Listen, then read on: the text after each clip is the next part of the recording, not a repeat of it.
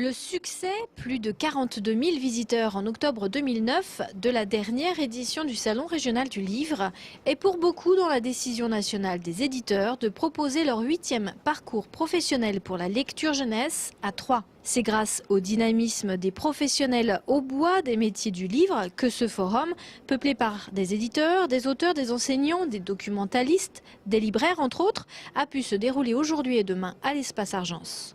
Connaissant en fait tout le tissu de médiateurs, de toutes les actions locales qui existent dans la région, nous avons trouvé que c'était intéressant, donc nous sommes venus les voir.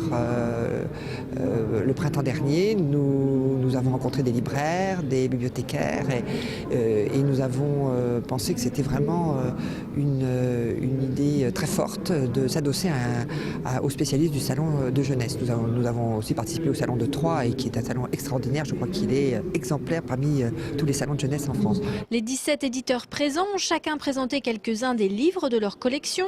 L'occasion pour les professeurs documentalistes, par exemple, de faire leur marché et de découvrir les auteurs des livres qu'ils proposent à leurs élèves. J'avais envie de découvrir un petit peu ce que c'était que ce salon que je ne connaissais pas du tout.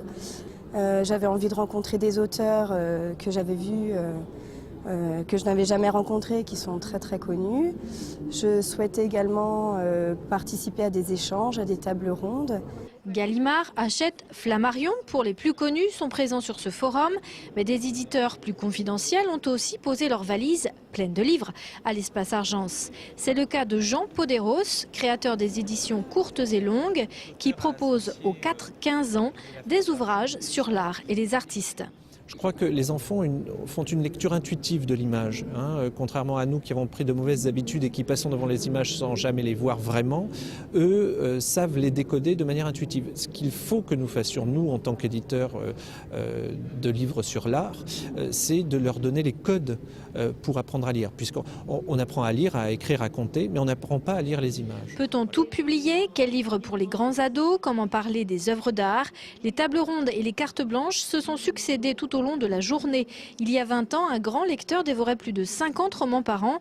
En 2010, pour être grand lecteur, 25 romans suffisent. Mais ces chiffres ne disent pas que les livres jeunesse sont en désamour, au contraire.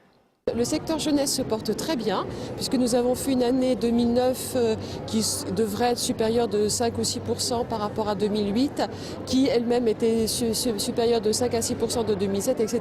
Donc nous sommes depuis 10 ans un secteur qui se porte très bien, le secteur qui tire, entre guillemets, toute l'édition générale.